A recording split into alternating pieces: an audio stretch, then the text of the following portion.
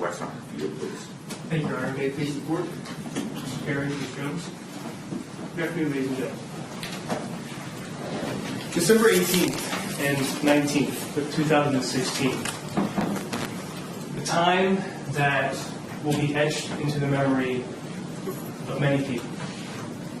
That was the time that Tara O'Shea, a beloved friend and relative, a daughter, her mother, was murdered by Jeremiah Monell in her house at 9701 Raymond Drive in Laurel Lake, down in Commercial Township. Tara lived there with her two youngest children, Jeremiah, who friends and relatives called Little Maya, who was 12 at the time, and his sister, Sarah, who was 5.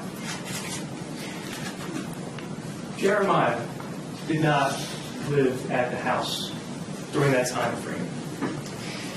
He and Tara were in the midst of a divorce. On December 19th of 2016, a neighbor that lives a few houses down, Crystal Greer, around that time she heard a knock on her door. And she thinks it's curious. Normally, Tara, a good friend of hers, and Jeremiah, little Jeremiah, and Sarah would go to the house and spend some time there before the two kids got on the school bus, which was right near Crystal's house. So, normally Tara and the kids just usually walk right in. If the door's locked, Tara had a key, she would let herself in. And it was also a little early. 8 o'clock's a little early for them to get there in the morning. So she goes to the door, opens up the door. Standing there at the doorway is little Jeremiah and his sister, still in her footy pajamas. Confused by what's going on, she didn't see Tara there. Tara was not with Jeremiah and Sarah. Tara wasn't on her way following behind them up the street. Tara was nowhere to be seen. So she asked Jeremiah, where's your mom? Jeremiah looks at her and says, Mommy is dead. Daddy killed her. Imagine the shock and how stunned she was when she heard those words. She asks him again, this is not something to kid about. Where's your mom? And he gives the same response.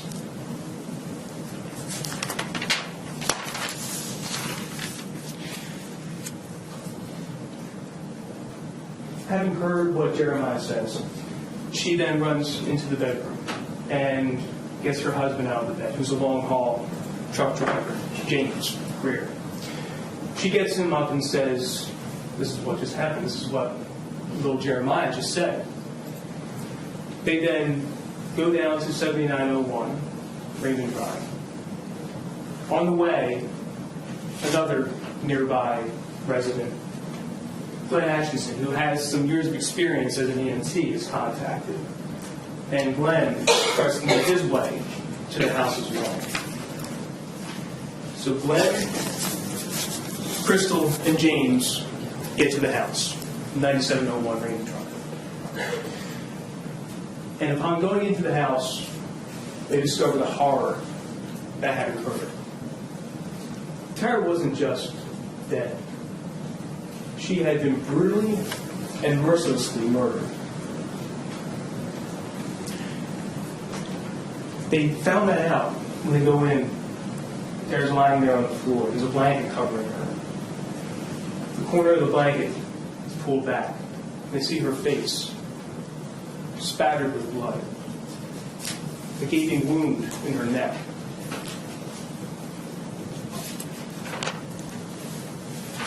State police are contacted. They respond out to the area and they begin their investigation. Part of that investigation was going around to some neighbors to see if anybody had heard anything, if anybody had seen anything.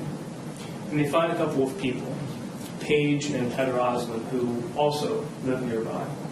The night before, on the 18th, they were out walking their dogs and they go by 7901 Raymond, and they hear the defendant and Tara in the midst of an argument. The state police also search the house, and during their search of the house, they find numerous pieces of evidence. There's the carpet that's soaked with blood. There are some bins with blood splatter on them. There is a cardboard box saturated with blood. There are some other blood stains over on numerous other pieces of other articles in the house. In the kitchen, behind the stove, they locate 2 knives. The knives had blood on them. The knives were collected as evidence. They also find a pair of jeans in a small area that's used as a bedroom, right next to the kitchen. Blood on the jeans. During the course of the investigation, a detective speaks with little Jeremiah. And during the course of that interview, little Jeremiah tells the detective what he saw. He saw his father assaulting his mother, choking her.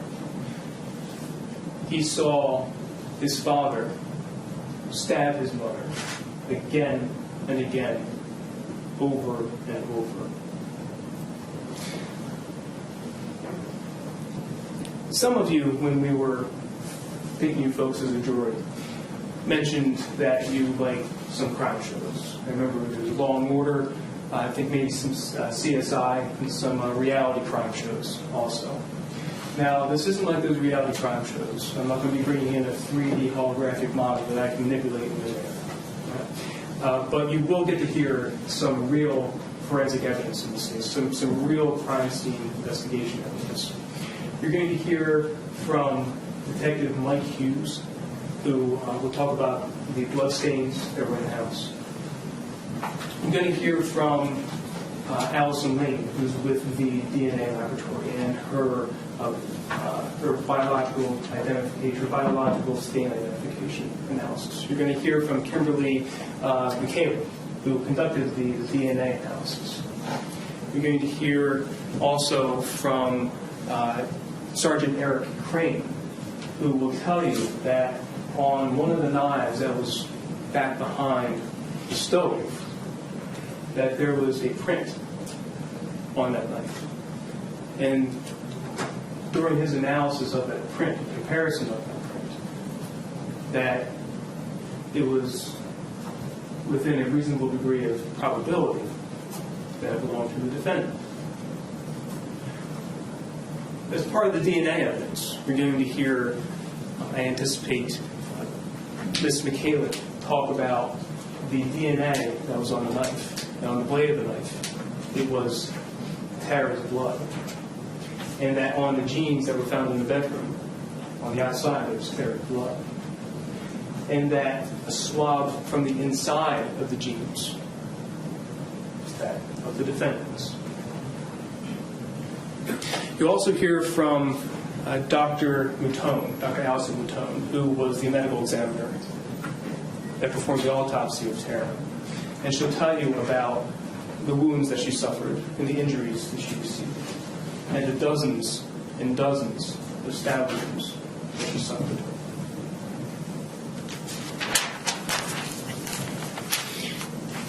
During the course of the investigation, members of the state police searched for the defendant. But for 2 weeks, they were unable to find him.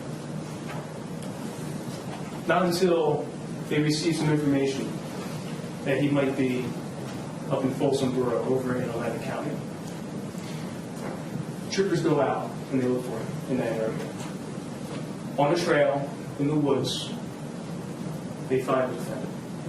And he's placed under arrest at that time. And that's what brings us here. Mr. Monell was presumed innocent. Absolutely. That is his constitutional guarantee. The indictment, at this point, is nothing more than a charging document that brings this case before you finally, ladies and gentlemen.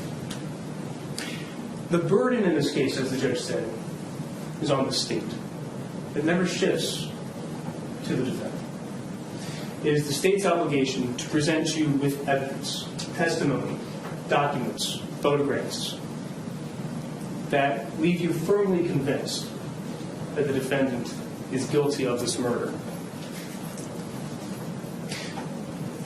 You look at the evidence, you listen to the evidence, you judge the evidence, you decide whether it is reliable, whether it is credible, and whether it's believable.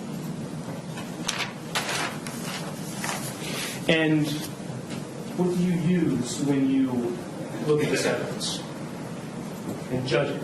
What do you rely on to make your determinations? You rely on your good old-fashioned common sense.